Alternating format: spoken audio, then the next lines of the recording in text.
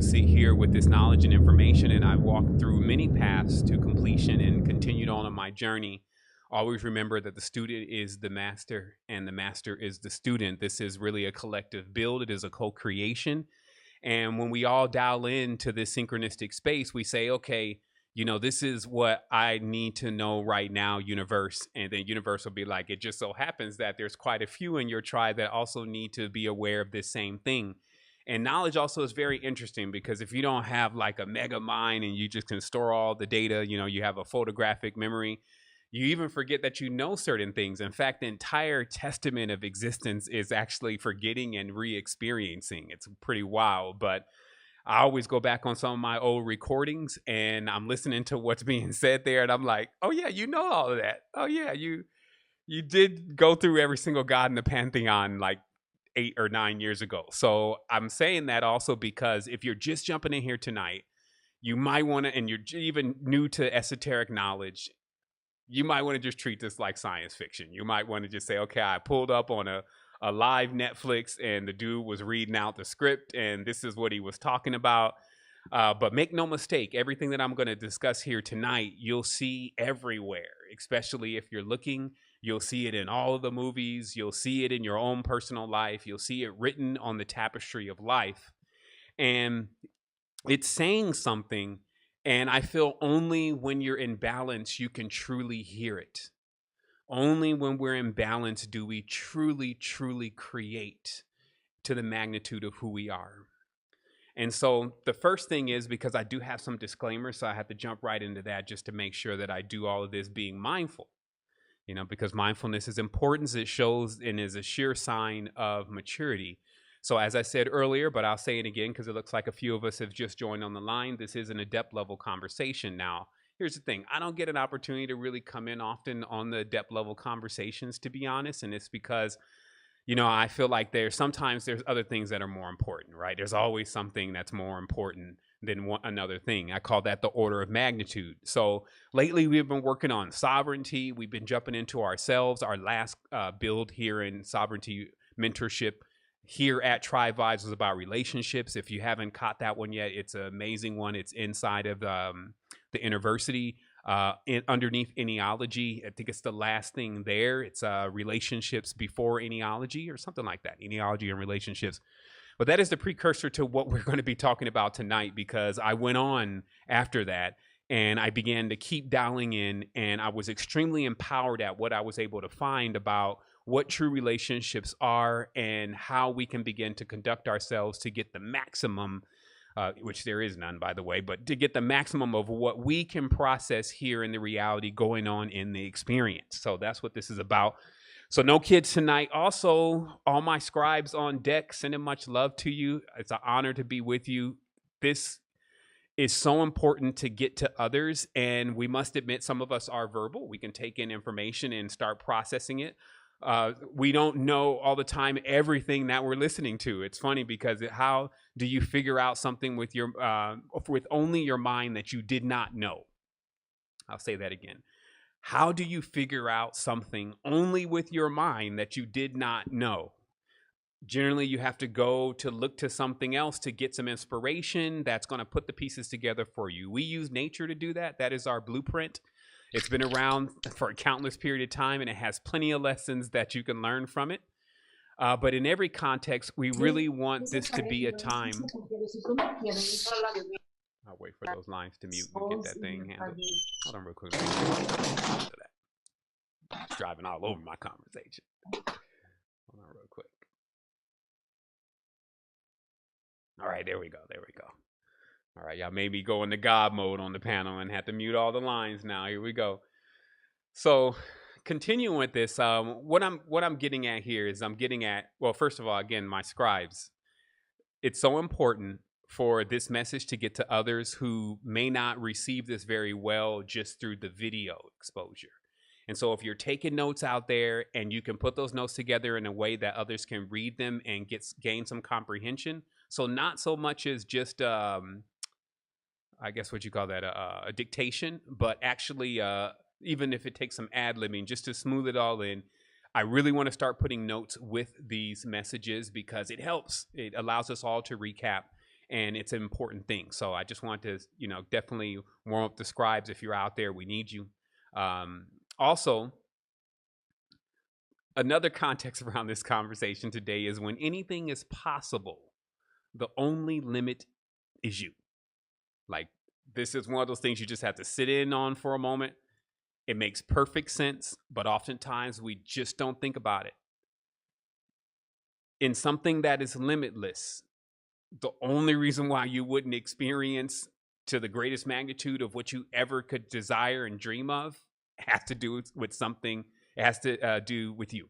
Okay. And that's great, though, because that means it doesn't have to do with somebody else. You're not actually waiting on someone else to free you from something or to stop doing something so you can go ahead and enjoy as much as you can of the limitless. But it does take understanding a certain formula. It also takes some maturity, and it also takes you being ready and willing to accept yourself and who you truly are and to bring yourself into balance. And so that's what we're going to be talking about tonight.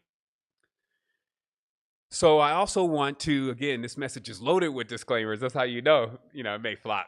Sometimes when I big up something and I'm like, but anyway, I'll keep going with it. So another disclaimer around this conversation is when I say male and female here, I'm talking about the energetics. And anybody that is familiar with my conversations and dissertations in the past know that I've mentioned this time and time again, that the human male and the human female are not the only male and females on the plane. But oftentimes, every time I say her or she, right away our mind goes right away to a woman, a human woman. And it's just a product of our egoism, which actually allows us to survive in many cases. It's us thinking immediately, yes, the human women, when we sometimes don't think maybe it's the dolphins, maybe it's the whale female, or more importantly, maybe it's the feminine force behind the eyes of everything that gets polarized in this existence to be a female. And so when we talk about divine feminine and masculine, we also mean everything that has gotten even polarized in here in being a male. But truly, you are everything. You have this balance point. Some call that the androgen. And you're actually capable of procreating on your own, which is kind of like life goals in all of this, to gain the ability once more to restore your power to where you can create. Many of us are starting to realize how we can do that. Some of us are just coming into that awareness, but that too is also limitless. So if you're creating new parking spaces, then that's pretty much how far you can go with it. If you're actually creating worlds upon worlds in which beings witnessing them swoon, well, that is, again, your level of awareness and the magnitude in which you can bring it to. So as we dive in today, we're talking about, again, the individual goals of man and woman. And I'm saying that statement specifically into the strictest context of the human male and the human female. Me and you here on this planet right now, what is the goal? And the reason why it's great to have goals is because, one, you get a chance to achieve them through focus, but also when you start getting a bit distracted, you can always go back to the goal and ask yourself, well, what is the goal? And then get yourself back on track. And balance has a lot to do with that, because sometimes you can go off to the left or off to the right on the journey. It's all a part of it. But you really need to know at times, hey, where is that center again? What am I actually here to do? And that will snap you back into place, so that way you can stay on point and stay in synchronicity. So what we have today is, in the strictest context, what I want to explain to you is, first, for the females, since ladies come first, that your true role, duty, obligation to self is to actually discover the goddess within you. Okay? And I'll say that again. For our females out there and that female in there, your true goal for this particular point of existence is to understand the goddess within you. Okay? And for the male, his goal is to explore that. Okay? And I'm going to let you see how, with this goal, or with this formula, if you may, or this code, you get infinite existence of scenarios and laughing and joy and happiness and all of the different things that you can think of. Whatever you can conceive in your consciousness, however you want it, if you don't forget this principle, because it works internally and it also works externally, you will be able to have it all if that's what you want.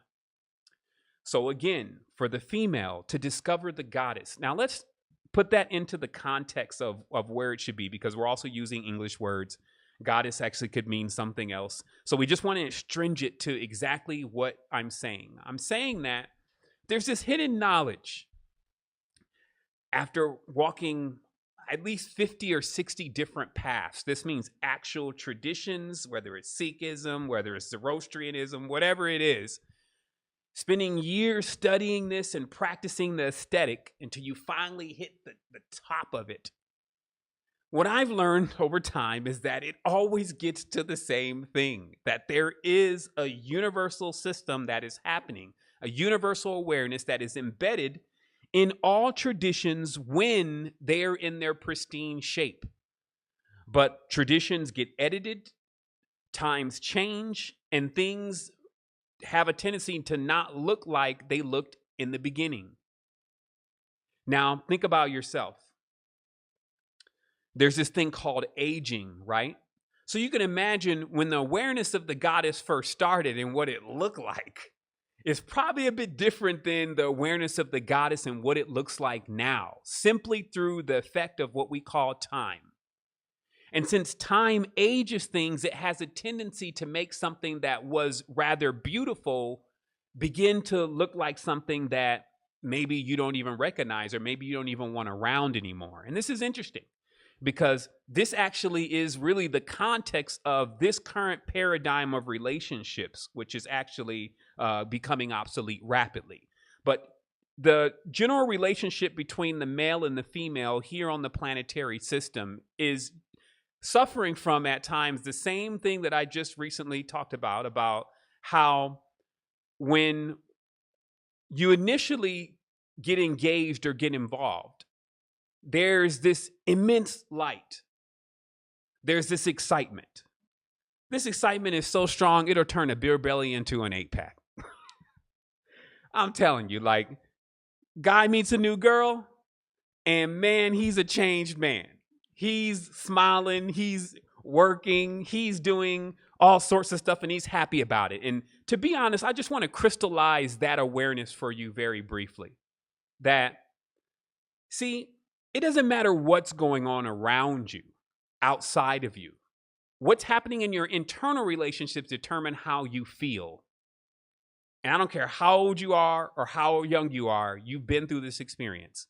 You could be living it up. You could have all of the money. You could have all of these gym shoes or whatever it is that you wanted to achieve. You could have just got that paycheck. You could have just got your new car. But if your relationship is actually in the slum, you're still in the slum. How many have had that happen? That something big happened to them. It was great and it was amazing, but because there was trouble at home, there was something to trouble in the relationship. It had a lackluster effect. Now, on the other side of things, because we love to keep it balanced, I don't care what you're going through. If you're laying next to your boo, y'all could be all snuggled up on that air mattress. You know, they're on a vacant apartment room floor that you done snuck in for the night with no refrigerator. And still, because you're there with that person, man, everything gonna be all right. So do you see how if we don't break this back down to the simple stuff before we try to climb all the way up to the peak of the mountain, then not only are we not gonna have the energy to make it, we're actually gonna miss some of the key components that involve just us. Tonight is about you being truly selfish. Now, all this self. But it's really about shaking yourself out of this sleep really briefly to realize what exactly is happening to you because of a phenomena that occurs when you actually begin to go out. That's even synonymous with when you finally go out. Like, yeah, I'm going out tonight. And then you meet something on the external, and then you begin to share energy with that And because energy management is, wow, that's a depth level stuff, that's mature stuff. Somehow in that energy mismanagement, once again, you're now staring at a relationship that the fire is going out, meaning the fire generally inside of you, even though you want to see it only in them, is starting to go out. And so tonight, I'm going to show you how the great arcana has already explained what exactly is going on in this phenomena. And I actually can probably even summarize this within the next 5 minutes. When I said that it's the woman's goal to find the goddess in herself. Yeah, let's start getting some illustrations here, because actually, if I'm trying to make this an hour and a half, I need to really speed it up. So check this out. So here we are. Actually, let me get my picture on the screen also. Give me a moment. What you're looking at is a Masonic tracing board. And it'll become obvious to you as we continue to go on. And first of all, anybody who has heard my message before, I think I even need to get off the screen for a moment because y'all got to see all of this. I'll be over here. Let me try me over here, okay? It will become obvious to everyone as you continuously initiate yourself personally, self initiate into your own mystery, that Freemasonry is definitely not in the hands of whoever its original custodians are, because the truth is that this is something that clearly would belong to all of us once you understand the mystery. However, it is facts that it makes perfect sense that if no one's ever really supposed to learn who they are because there's a jealousy, there's a division in the system, and there's a awareness of something that wants to keep you back from realizing who you truly are, the custodians of it are just going to protect those secrets.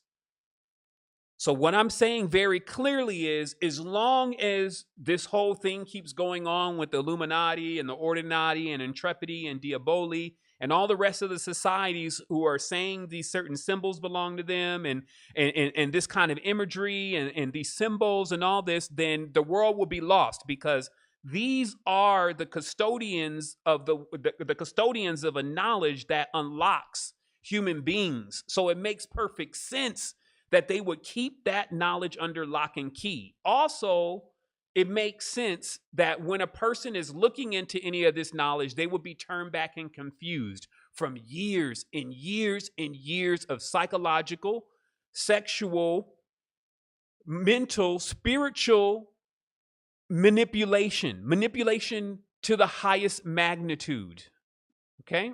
So let me go ahead and correct my image here real quick and get a little bit smaller. Now, the interesting thing here is that what you're seeing on the right is the original Masonic tracing board. And the interesting part about this is because these mysteries are continuously being hidden, if you look at a new Masonic tracing board, it will actually move around many of these symbols just to make sure, again, the knowledge remains obscure. Because there's a simple level of awareness that's being introduced here. And I'm just going to break it down real quick, and it's going to be the foreground to what I'm going to continuously explain today. So let me blow this up just a little bit more.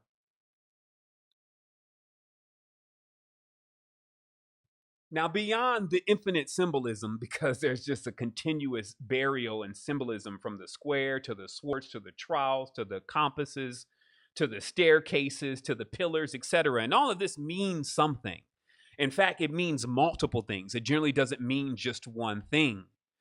But let's just zoom into our story here today about getting deeper into self and realizing what's actually going on. Now, if this wasn't some kind of map, first of all, it would not bear. Let me get this up on my screen real quick, which is my fit to screen. Give me one quick second. I just want my fit to screen here. What's up? Okay, anyway.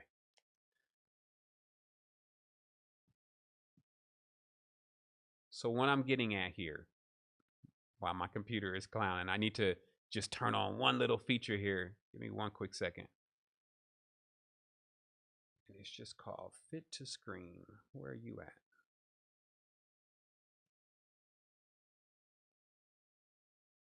Fit to screen. Fit to screen. Okay. Crop. Okay, we'll roll with that. So if this wasn't a map, there would be no reason for it to have north, east, south, west on its corners. Okay? So now when we say, so what is this a map to?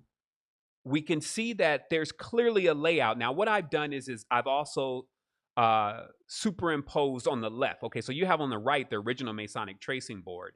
And then you have on the left an actual diagram of what this is from a constellation level and from an astronomical level as a reference. Okay. Now, the first thing is that pillars are always representations of big benchmarks, big accomplishments. Okay. Now, pillars also are synonymous with woman. Also, even though you see a pillar as a masculine symbol, what right away you have to remove in the mysteries is the concept of man and woman. Because what happens is in the concept of man and woman, that means they have been split. And because the knowledge is whole, you cannot interpret the knowledge from being split. So if you say the pillar is a man, then you'll be thrown off right away. It's a phallic symbol. You'll be thrown off right away. Because actually, a column or a pillar is the reason why we have the goddess Columbia or column. And what this means is column is basically a goddess that is of stability, a powerful, let's say, a powerful force. Now, the reason why also we're using this term goddess is because anything in the physical plane is related to the goddess. Anything in the physical world or flesh is related to the code word that we know as goddess or divine feminine. So everything here is a vessel that is being filled up. And that runs directly congruent with what the divine feminine is. So it doesn't actually have to do with whether it's a what you would call a human man or not. When it's flesh, it's always feminine. And this is the way that you can begin to learn higher levels of knowledge to interpret the mysteries. So when you see 3 columns, what is actually being shown also, because you see a tessellated floor, and just as on my diagram on the left, my diagram shows you that each square on the tessellated floor is actually a benchmark for the amount of years. Okay, so let's say, I believe it's like every square is like 40,000 years, or every row, like you see on the chessboard, is 40,000 years, if you may. And every time you see a column sitting on the square, that means that there has been some type of great achievement. Now, for an explorer, a great achievement means that you've actually been able to completely integrate. Okay? There's been a complete integration. This means that in order for, well, let's rewind here. When we say, or when someone says, well, I'm a builder, okay? The next question should be, well, what are you building? What is really worth building? So if you think about that question, like if somebody's dedicated to building, what are they building? More than likely a house. So the next question would be, so who are you guys building a house for? Generally, the response to that question would be for the children. And I'm going to show you in many different ways how the reason why that's not for woman is because woman actually is a house. So it's like, even right now, women think that they need to depend on men, or the divine feminine thinks it needs to depend on the divine masculine. That's not how it works. How is something that has everything going to need to depend on something? That's why I said the goddess is, the woman's job is to unlock the goddess. The man's job is simply to explore that. Now what's happened is now it's being exploited. And this is why we have to wake back up our women. Because when the exploitation starts, only when the goddess awakes will the exploitation stop. Okay? So let me explain this also in another way. Now imagine then, as your system already teaches you, that we're in a gigantic mother goddess, right? But as the story keeps going, it says that she sleep. Anybody familiar with Gaia's story of being asleep and in a dream? Okay. If you keep reading and you understand esoteric knowledge, you'll run across this a lot, that many of the goddesses are asleep, like Selene. There's even a riddle that says you can either sleep to Selene or awake to Isis. And I listened to that years ago and I was like, what does that mean? But there are many sleeping goddesses. In fact, as you'll see here in this image, in Malta, to be a true knight of Malta, not the impersonators that are doing this now and acting like they belong to the round table. They are here to protect and make others aware of the goddess. So you see, this is the sleeping goddess, which is an ancient statue found on the island of Malta. And as you'll see on the bottom, it says the remains of one of 50 of the goddess's temples in Malta. Okay? So I'm gonna still break this down for you and build it back up, because this is very important for you to understand. If the goddess goes to sleep, what happens to all the explorers? Now remember, I'm working with you here to try to get you to see that you're actually both. But you can polarize yourself if that's how you feel and you just want to be the goddess tonight, you could do that. If you want to be an explorer tonight, you can do that. If you want to understand both in order to hold the great key, then you can do that also. But I'm asking you directly, what happens if you're inside of something and it goes to sleep? What happens to you? So now do you see why? A little bit of why this stuff is going on? Because the goddess is asleep. So let me show you something. Here we have the goddess Durga, okay, on the right side, slaying demons, okay, meaning just setting stuff straight. On the left side, we have a very cryptic image which some have seen before. I'll blow it up, but maybe few have seen it. On the left side is the initiate of the left paw, or the lion's paw. This is on the left side here, okay? And what this is about deep arcana from Kemet of masters waking up initiates, okay? But what is often not mentioned or pointed out, as you see in this image, is that the one, excuse me, give me 1 second here. Let me boom, boom, boom, boom. The one that is actually coming out of the tomb is not a male. It is a female. Okay?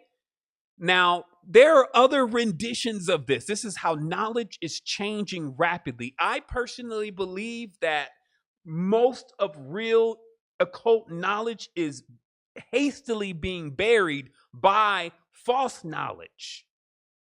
That there is a deluge of knowledge. There's so much information on the internet, and there's so many people. That's why I said there's so many people that are like, this is what it is. This is what I believe. This is who I'm talking to. This is what my dream is saying. And they're playing with something, and they got like a half truth, because to truly know the mysteries, you cannot even be sworn in it. You have to be born in it. You have to awake. You have to become enlightened, right? So what you're seeing here is a duty and a charge of a master. So the master here is in the face of a lion, right? And is holding the caduceus staff, is holding the shepherd of the crook, is holding the tetragrammaton on his waist, which is the pyramid, is actually encrusted in the breastplate. And what is he actually doing? He's raising the goddess from her sleep. Why?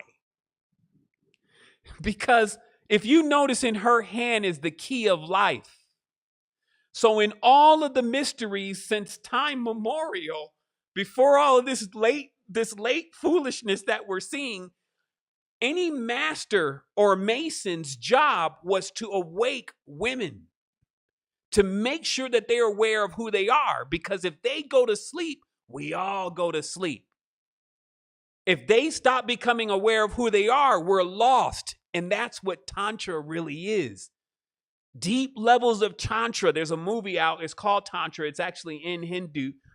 And again, I talk about this. I never watched the movie. I only watched a couple of scenes. I kept clicking through it because it's subtitled. I had a bunch to do. But in the scenes that I saw, every scene spoke to me. In one scene, this master male is about to go into this session of Tantra with this female that he's going to teach how to be a tantric goddess, because she knows some stuff, but she still needs to learn some things. And as they start getting into the sensual process and then the copulation process or the connection process, she starts getting into it even more. And as he's starting to watch her, he kind of shakes her and wakes her out of her she's about to orgasm. He wakes her up and says, wait, stop. You need to know what you're doing, because I'm connected to you. And if we're traveling out there and you lose control, we're both lost. And this is what was said in the movie, because it's the truth about the matter to all of existence and what we're dealing with. If the woman actually forgets who she is, we're all lost. So that's why any being that is supposed to be a guru, supposed to be a guide, supposed to be a mentor, supposed to be any of those kind of things, where the male has taken on the role of being a custodian or a husbandman or priest or a kahin, his only duty is to wake up the woman to who she truly is. Because if not, also it creates an imbalance, a huge imbalance. Because if the being that is responsible for giving us all the abundance and giving us all of the what is going on in the physical starts feeling disempowered about who she is, and then starts looking to the being that just is supposed to be exploring the thing, just is supposed to make it all have purpose, to be a reflection, etc., we have a deep situation happening. So let me go on with these mysteries. You happen to wake up smack dab in the middle of a hotbed. Literally, you woke up smack dab in the middle of a hotbed. What does that mean? Some of us are familiar with the story of the mother and the father splitting up. I know some here have been in broken households before, where the woman and the man couldn't figure out how to put it together, and then they split. And it hurts the child. All the child wants is to see mommy and daddy back together again. That is the big story of the human life.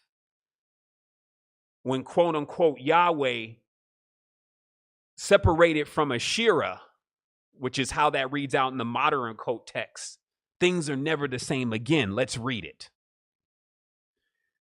Here's a text from Jeremiah 44:17 and 18. It says, when we will burn incense to the Queen of Heaven and will pour out drink offerings to her, just as we and our fathers did, our kings and our officials did in the towns of Judah and in the streets of Jerusalem. Actually, let me give it to you right here. Once again, we will burn incense to the Queen of Heaven and will pour out drink offerings to her, just as we and our fathers, our kings and our officials did in the towns of Judah and in the streets of Jerusalem. At that time, we had plenty of food and were well off and suffered no harm. But since we stopped burning incense to the Queen of Heaven and pouring out drink offerings to her, we have had nothing and have been perishing by sword and famine. Okay, now that was one of the original texts that they still kept in, why they kept altering the text more and more. Who is the Queen of Heaven? Now, you may go try to look for one being, but I'm telling you, there's at least 7. Because what the Masonic tracing board is actually revealing is, as you go through the path, you get initiated. Now, it kind of shows you where Masonry is on the path. It's actually lower than Christianity, meaning Freemasonry, as we see here, is stating that it's lower than Christianity. So that means that obviously these symbols don't mean what people think they mean. That square and the compass doesn't mean what people think it means. Neither does that cross. Neither does that key. Neither does that anchor. Neither does that resh. And neither does that hourglass. Okay? So very briefly or very concisely, as you're going through the initiation, for some of us, we've went through this Christian initiation, that Mashiach initiation. Then we've gained this key to awareness that actually brings you into the anchor, which is a symbol of the goddess, and then actually brings you into what they call the blazing star, which is a 7-pointed star, which is a symbol of what? Well, let's go to our diagram. It's the symbol of the Pleiades. And why is the Pleiades so important? The Pleiades is important because it's well known and well accepted through ancient times that there are 7 wombs, at least. This may give us a hint to what some of these stars are for. I don't want to bring any limitations here because there's no limit. But there is an order to this, meaning that humanity has already pegged that how its civilization and even colonizations and all of its pillars that it's laid and its continuous growth of its species and its template and all this comes from the Pleiades. And what it's a mention of is also that it's called the 7 sisters of the Pleiades. Now, I want to back up really quick here because when you start thinking about some of these goddesses, you have to realize that you're really more speaking of, and I dropped this into the chat the other night when I was riding out on the 22nd. And what I was explaining very briefly at the turn of the midnight was that sometimes I troll eBay for artifacts because eBay is so unmanaged, like meaning there's like no police there. People have taken to selling artifacts that are actually illegal to sell on eBay.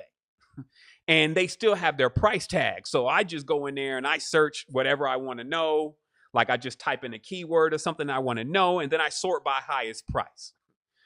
And then right away, I get your $80,000 vase, which is, of course, here on the right. And on this vase is actually a depiction of a goddess that actually seems to have a lion face, like a lioness goddess. And her navel is actually a third eye.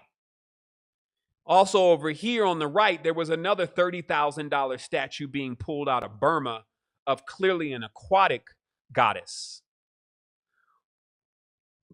Also, in order to show you how replete this is, meaning how many different instances of these aquatic goddesses you have, here's a few more.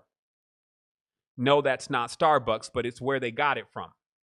In fact, you're going to see a lot of this Starbucks symbolism here in a moment, because it does actually mean something. And it is about something that has been forgotten and been lost and been hidden. Now it's just about coffee.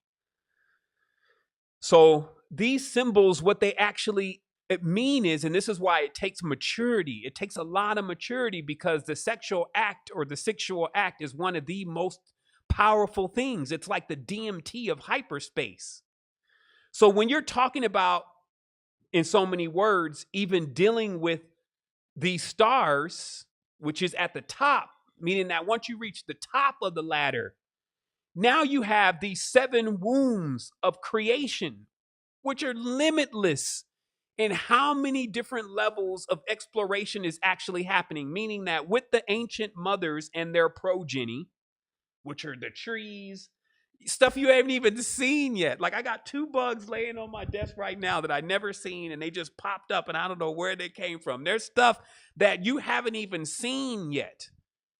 But it also has an origin, and that origin comes from one of these wombs. Everything that is here in this space that we're actually in comes from one of these wombs. And remember when I was talking about, I said that there's a code, and I mentioned this to everyone. I said there's a code. And what this code does, this code is to unlock the box. Okay, now this is esoteric. This is esoteric knowledge. Okay, this is what the box looks like. It's even also a sexual term. That's why we put the kids away tonight. Sometimes woman's womb and her vagina is referred to as the box, okay? And that is for a reason, because the box is known as the place, it's a symbol of matter. Once again, it's a confirmation that everything that is feminine or everything that is in the flesh is feminine, okay? So this is why a hexagram, of course, it unfolds into being a box. And this is why we also uncovered that the tetragrammaton and also the torus, the hypercube, all of these symbols, even the cross, all have to do with the box. The six or the sex, the conjoining of two forces that are creative. Now, this is also why there's a lot of mysteries around this stuff, because what did I say before about this? What was actually the limit here? The person. So you would have tales, riddles of sadness, darkness, greatness, golden stuff. Anything you can think of would come from this, because it all is a reference directly to the womb. Okay? So I just want to clarify very briefly here that this is where this symbol comes from. And the G, which I think is their Greek term for Ganymede, is a reference to the goddess, not a god. And this is where things get a little strange. Because if every single reference that is made to be for a male actually ends up turning out to a female, then that means that everything is going to be confused. And that's exactly the world that we're living in. And they plan on this continuing. That the awareness of what these symbols truly mean and what it means to have a square and a compass, what it means to actually unite the both forces, what the Queen of Heaven actually is, how she was the mother of even the gods, and why she was then hidden and then put to sleep, and what that symbolism even means, to hide something and to put it asleep. What happens when someone decides that they want to veil these secrets, that they want to veil the woman, that they don't want to let her know who she is anymore? They want her to depend on the male who's no more equipped to actually do anything than she would be at that time. After all, he's just exploring her. And for the males that are out there that may be thinking, well, shoot, I'm not trying to give all my power away. We're talking about something going on inside of you, first of all. And second of all, as an explorer, because I'm always trying to find something new to happen. New is a specific kind of energy. I'm always, the consciousness itself, DNA itself, is always looking for something new to experience, some new information to gather on with this other information that it has. So as an explorer, if there are 7 wombs that you're even talking about other life forms and all that stuff, how far have you really even gone on the exploration, man? You just got started on the journey. So how joyous should you be when you have all of these other beings and all these other things to explore, especially when there's no death, especially when you realize that it's all love, that it's actually all in the essence and the power and the force that actually equals the fecundating component. It's that kind of energy, orgasmic energy, moving through this creation, unless you've been put on timeout, unless you're asleep, unless you're confused. And this is why, that's why I said, the system we just came off of has served us very well up until this point. I'm not saying anything is necessarily wrong or right about it. I'm saying that it's obsolete, though. We have to upgrade the way we see relationships, because we're putting too much time. Woman is putting too much time and attention into the external, and she's not learning about herself. Let me show you something. Women mysteries are strewn across the earth, meaning that it's not just understanding these idols and these symbols and what they mean. There's a real action to this stuff. And I can just give you a brief synopsis of what some of this stuff would entail through me studying different traditions and them keeping a little piece of what woman can actually do. Now, first of all, I mean, just an ode to, if you can create something. They say if you can bring this baby out into this world, like, I don't think we're even fathoming what kind of the picture, the possibilities of what can be done with something like that. At this point, it's being downplayed. We got a bunch of children running around. Nobody wants to take care of them. They're not activated. They're also asleep. So nobody's seeing the true potential in things. So we're not aware of just how powerful it is to have a being that can actually bring other beings into the world. That's one thing. The second thing is, based on the Zarin books, that woman has an ability to actually pull a star into her womb. It's meaning that there's a certain way that she can even configure herself and feel, and a star floating by that's just like on its own thing can be like, yo, what's good? I'm going down in there. So she has this power of attraction that's immense. Also, she has an ability to work with nature as a quantifier through her magnetic pull. So, as I said, the attraction is a pull. So this term Magdalena actually is decoded as being the same mag as you see in magnets. The same power of the magi is the power to actually work the magnetic fields, right? And so what if again I told you that all of the priests were really priestesses, that actually back in the day, women were the custodians of these spiritual systems. And what was man doing? Just exploring it. I'm just laid out on the temple floor smelling incense while they're doing the dances, bringing up the energy. That's good enough. I'm going to show you here in a moment how even sex itself is actually, especially for beings that are not trained and not mature, really the nemesis to a relationship. In fact, let's just pause for that. Now, you've noticed and I've noticed that, hey, sometimes when the conjugal starts happening, and generally that's kind of at the forefront these days, once that happens, then there's kind of, once again, a lackluster effect. Has anybody experienced that? Maybe that's just me. You know, like after that first copulation point, things kind of descend from there, right? And it's because, first of all, there was no time really spent in learning the person. We talked about that before. But most importantly, the two beings that are engaged have totally lost the awareness of what it is that two people are getting together for in the first place. Now, as I said before, with woman realizing her power, let me just show you in a perfect world, or at least a world that is awake. Woman knows who she is, right? So she's got this thing going on. She's quantifying with nature. She's definitely not having any limits. So there's no reason, like some of these horror stories they got around, they kill children and abortions and all that kind of, and the goddess does this sacrifice and this God, and I'm like, but that doesn't even make any sense. How's a being that has an infinite level of creation just confined to destroying things? These have to be myths. So let's just say in the true sense and context of us having common sense, if a being has the power of quantifying in nature, attracting stars, can bring all this abundance into the space, what does she really need anything? Now, here's an interesting thing. Have you ever walked into a relationship where the person didn't need anything? These actually become the best relationships. But generally, the two people in a relationship, they need something, even if it's down to their carnal pleasures. Like, I need some booty. And this is not, I'll tell you anything.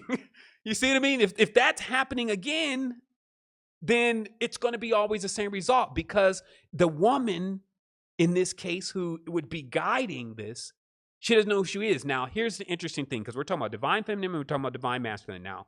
When the divine masculine beholds a divine feminine that knows who she truly is, oh man, you don't even got to give this guy any.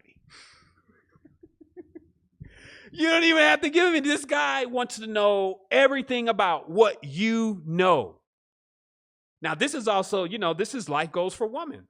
This is what we talk about. Life goals for woman, life goals for male. Life goals for woman is to be so illustrious, to be so embroidered with your awareness of who you truly are and your power as the goddess, that even just getting a conversation with you is really wild. All the man, let me talk to you. Because through that, if the man is already mature, he's getting the level of exploration that he needs to continue his journey, which is basically an energetic thing.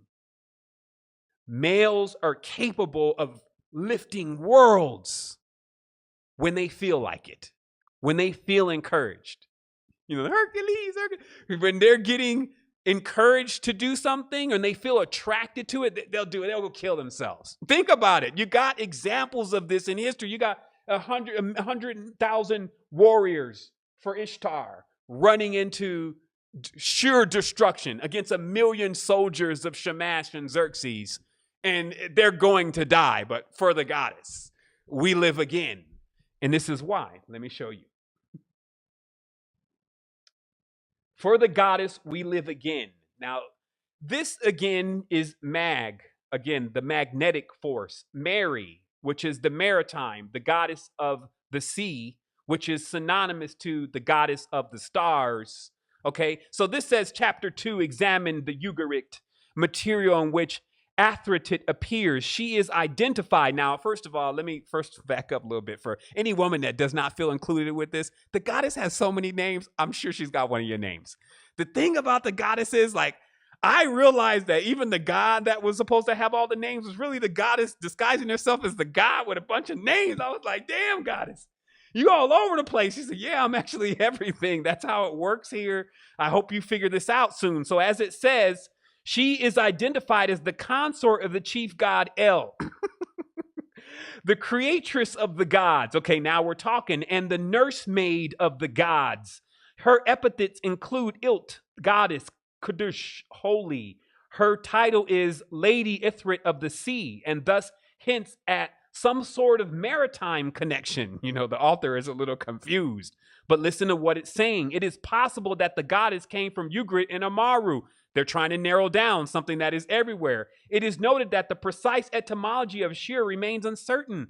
Additionally, many other ancient Near Eastern goddesses show similar epithets. Exactly, because it's all of them. And they bear like epithets and may have been related to Ashira. Space did not permit a full decision of these other deities in this study. Many of these other goddesses, such as Ishtar and, let me see, I got something on my screen. I think that's Inti, has specific attributes of their own which are not associated with Ashira. The pantheons of the ancient Near East were not rigidly fixed and appear to have certain fluidity and identification. And he's just going nuts trying to discredit that all the goddesses are the same. It is thereof difficult to determine exactly which goddesses sprang from which.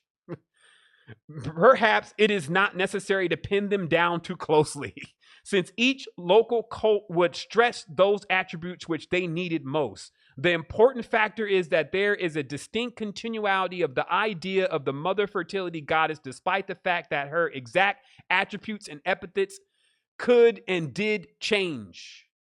Right? Well, that would be obvious. However, you see that cave in the back? That's the womb you came from. You see that skull on the ground? That means that it can bring you back from death to life again. So that's why it's always important for a master to exchange that favor. If you actually see any of the goddesses running around not aware of themselves, do point them back within. Because when they keep waking up, then the world continuously is sustained. See, these demons that you see being slayed, contrary to what this modern theism has been teaching about, that basically this is a warrior goddess. So now she's going to go and get on a horse, and now she's going to go and slay everybody. That's not what she does. Let me pull up the image really quick here. Actually, what she does is they all fall in love with her. They all recognize that she's their mother, and then they lay down their arms. And because the only opposing force to war is love. But think about how people try to devise in ways in their mind of how that actually rolls out. They think, okay, well, yeah, that we understand enough now to understand that the only way we can counterbalance the forces of darkness, if you may, or forces of evil, if you may, forces of despair, desolation, disease, death, if you may, is through love. But that love is actually a symbol. That symbol is actually a heart. That heart is actually double phi, and that double phi is also the square and compass once again. And all it's saying is that if the goddess is on the dimension and awake and aware, this is coming through every single being that is here, then all of the distortions and negativities, they become slayed. And do you see what it says here? The goddess Durga defeats the army of demons mounted on her faithful what? Lion. So who's the lion? Well, look on the left. Who's the one raising the woman out of the tomb? the lion, the male lion. So this means that this would start because this covers Ross, this covers so many other things. This covers the Nagus, this covers stuff that we don't even have the space to talk about tonight. But what I'm really working to get across here and let everybody see and witness is that if we're not in this together, if we're not here to truly empower each other, we're doomed. But the moment that we actually figure out what's really going on here and how each one of our roles is to make each other feel amazing. And when we're given the free pass to do that, see, this is another thing, something that we just have to hone in on, as we talked about last week in relationships. Now, if this person becomes yours, this is actually the downfall and the slip and slide of the gods and goddesses alike. This is why it took maturity. It takes maturity and it takes a certain level of knowledge to reach this stage. And that's why many beings have not reached it yet. Because you can imagine the young ram upstart god or goddesses is like basically trying to possess stuff. He's mine. He's bending to my will. This is when you deal with a non-master of the game. This is the big theme here tonight, is remember that this is a high stakes game you're playing, but a game nonetheless. And if you don't know how to play the game, then you'll lose the game. And you'll slide down the ladder just like the Leela book shows you. So the ultimate game is that, now let's take this into the context again, as I said before. So now the goddess knows who she is. She knows all the power is coming from where the power is coming from. She knows how to quantify the power. Now she has mature males around her that are gaining counsel from her, and she's likewise giving counsel. Woman is a giver, so she would sit there and give as much as she can without even asking for anything back. After all, she has everything. So this would actually continue ad infinitum, and that's what mystery schools really were. You sit in with Sophia, which is the goddess of wisdom, and she just keep pouring it on you, and you just be there eating popcorn with Pythagoras and Socrates and Horace, just enjoying the show, unless somebody is trying to possess something. Now, here's the big key, because this becomes a turn in all of history. That's why we have the word history. Because something happens at a certain point where possession begins, actual possession, where someone thinks that they can buy one of these goddesses, can buy a goddess. It's called marriage now. People don't even know that. That's why I'm saying the system we're on right now is it's very old paradigm. It's not going to work out. Because the truth about all this is that when a woman was married, if you look in the ancient text, there was a dowry that was given to the father. And this dowry was given because the male was actually paying for the woman. Then she would become technically his slave. She would move from a Sarah she would move from a Sar to a Sarah. And in that transaction, that she would now become property of the husbands. Now, if you're too young to know anything about this, you need to go do your research. But this is where that comes from. And so right away in this point, now one being is possessing another being. And this is a slippery slope. This is the fastest way to lose the game. You see it happen all the time. You're probably doing it. Other people are doing it to you. And this is why it's not working out for anybody. This is why you will maybe attempt to do something or stylize your relationship in a way that millions of people have failed, and you be over there thinking that it's going to work. And you're leaving it up to the other person to make it work. You're actually saying that it's their responsibility to make it work, and because of that, you've lost your power. So in every tense, whether you're a male or a female, the goddess inside of you is asleep, and this is how it works. This is where possession begins, because we all have a level of attraction. We all have the ability to create. So that means that we all have a goddess that something wants to possess. And the system is designed to continue this possession because it's in a slave system. Now, let me show you how the slave system started. So many of you are familiar with the mud flood theory, okay? And what the mud flood theory is, hold on real quick. I need to get I have longer. No, I think this will do. This will do. Let me just pull up the master copy so I can read it from a larger. So the mud flood theory is as a few of our friends have discovered on the internet, such as let's say who do we got? Who do we got? We have Flat Earth British. We have Static in the Attic.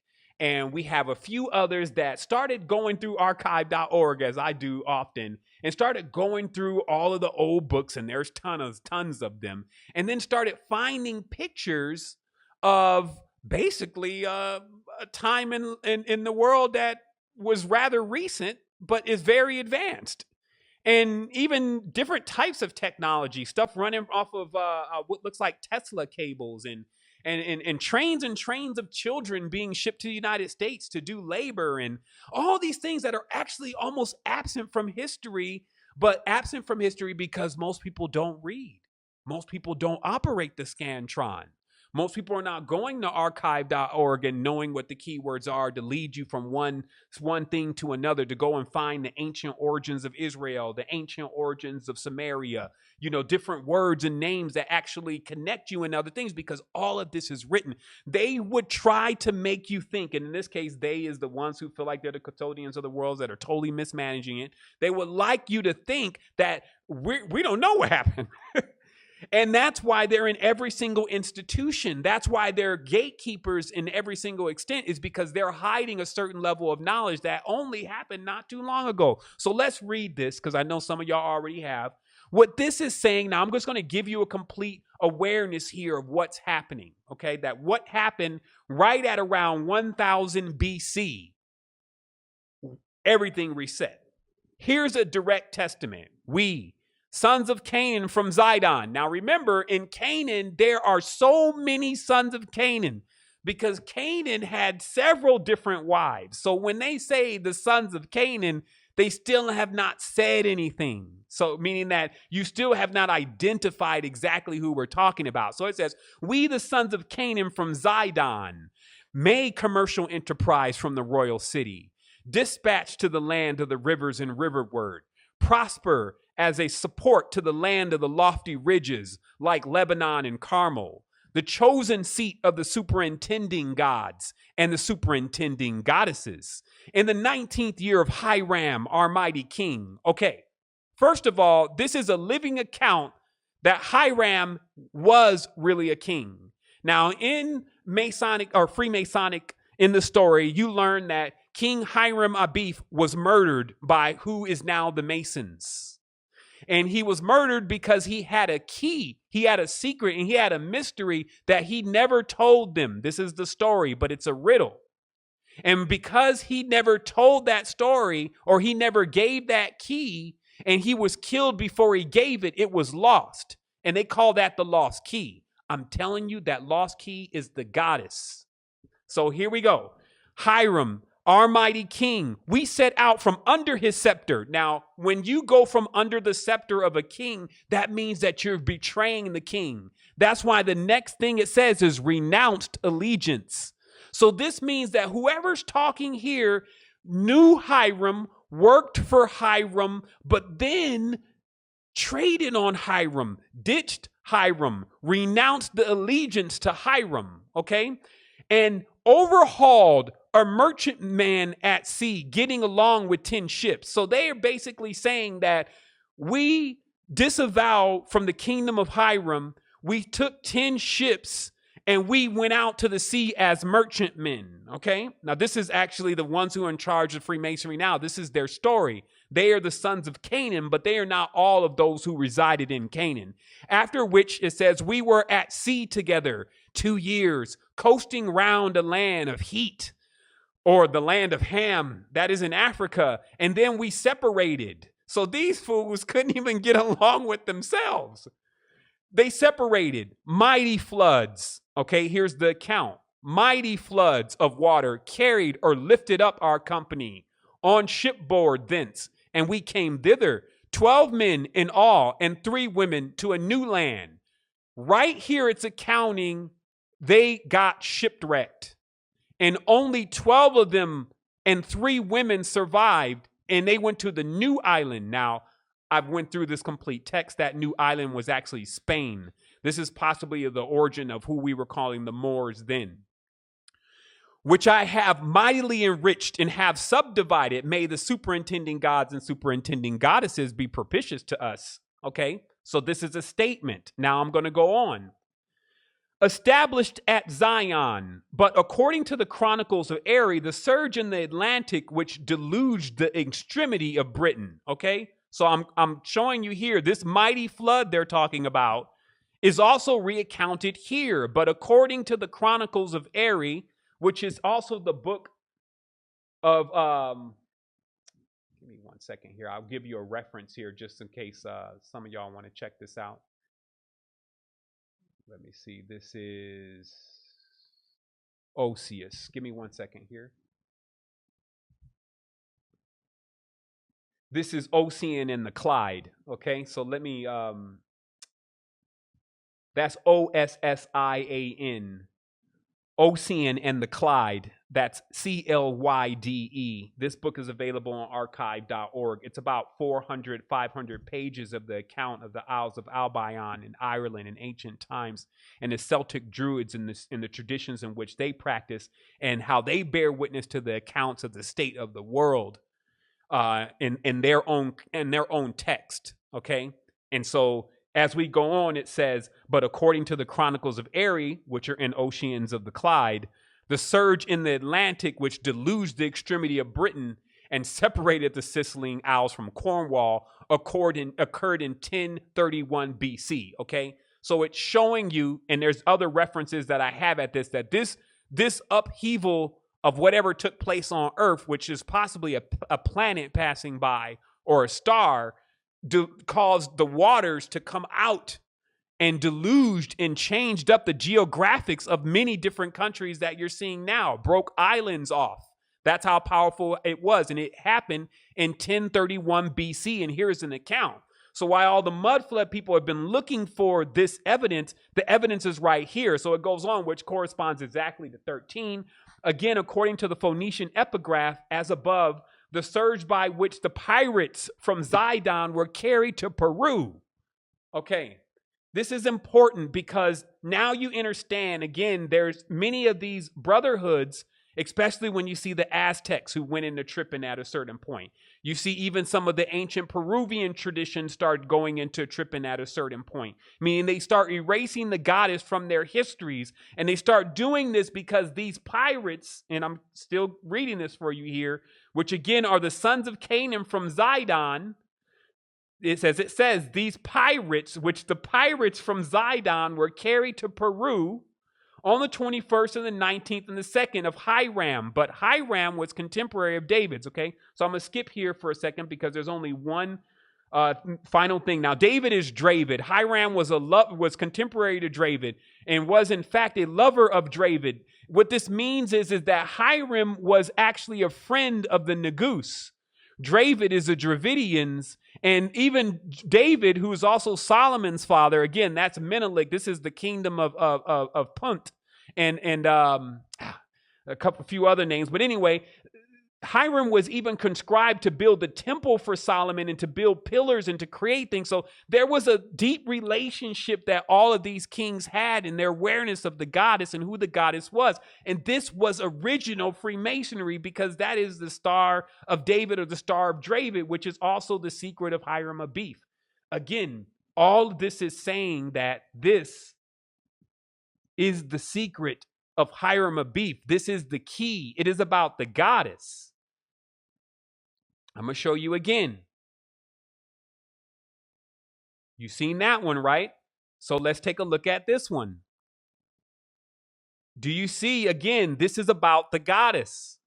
This symbol of a hexagram is not just a relation to a male and a female coming together. It is actually a relation to flesh, the fecundating component, physical reality, and where it comes from. And once again, you have this mermaid, even though it's starting to get stylized.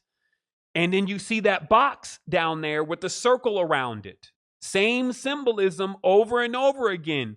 So this is why when this happens, it starts throwing you off, like the G and that, because people have a definition of this now that has been completely circumvented by I guess you can say, a brotherhood. Even though there are some women back there, there are Eastern stars also back there. And this is an act to basically disempower all the rest of the tribes by actually taking the knowledge of the goddess away from the women of those tribes. And then if you get to the woman, what do you think becomes of the male? Okay, so I think we're a little bit more clear here. So let's continue this here and what it is saying. And again, this is just making sure I do my part in all this, to put my hand out there and make sure for these goddesses out there that you get picked up in all of this and that you remember who you are and your power, because a lot of what we have to deal with here in infinity is going to depend on you waking up. And since we're all sharing this same space and this same spectrum, I really feel like that, hey, see you forever. So if you're empowered, then that may be, if I'm actually off kilter at some point or getting pelted on the wings of Aldebaran by a group of pirates, you may pull in and give in some heavy artillery to what needs to happen over there. So let me finish this here. So what it's saying is, in the respects to the circumstances, let me give you one more account before I close this. It says, the dates thus harmonize among themselves in an astonishing manner. And the great geological event recorded, some volcanic surge that shakes the mountains of Palestine, rends the coast of Great Britain, destroys navies in the Mediterranean, and sweeps pirates from the Atlantic to Peru, is the same precisely. Okay? So there is a very close account here that is very important that the author has maintained and preserved, that this cataclysm swept pirates, people who were vagabonds, people who were thieves, onto the shores of other countries that were already falling out from the latest destruction that happened. This is also the exact mud flood account. And that's that you weren't getting into what we call now the United States. That whole area, 1000 BC, that was the great isles of Atlantis, the ends and the beginnings of the world. Then you had the pillars of Hercules. Man, everybody was bezeled out. Everybody was aware of the consciousness flowing and lots of stuff happening. And then the shift. Hey, shift happens. The only thing that you got to be prepared for is that there's going to be some changes. And in that process, many cultures are sitting there trying to get their stuff back together. But the seafaring pirates, they were regrouping fast and became the ones who actually took advantage of the situations because they could reach places that no one even had known about. So they came into lands that had been completely desolated. And only thing that was remaining was all their shrines and all their knowledge and their wisdom and secrets that had been written on stones and rocks and symbolism. And they took that, just as a thief will steal a signet ring of a king and masquerade around as if he's the king. They took those things and then said that those things belonged to them, and they became the custodians of those things. Now, it also mentions, and I didn't enclose it here, but these pirates were also quote unquote pimps. They kept women as slaves also on board their ships and often went into territory and used these women. If we talked about Saguni the Jew and the whole aspects of understanding a person's weaknesses, the arts of Machiavelli, all of these different things they were utilizing and learning because they were pirates. And here goes more proof of that. I have a book in here from the Ancient Aleppo Lodge. The book is as big as a Harry Potter book. And in this book, it accounts this bottom part that I'm showing you right here. I've taken a picture of the book and I pasted it right in here. And it says, and this is all important, I'm almost done here. This is a 2-part series, by the way.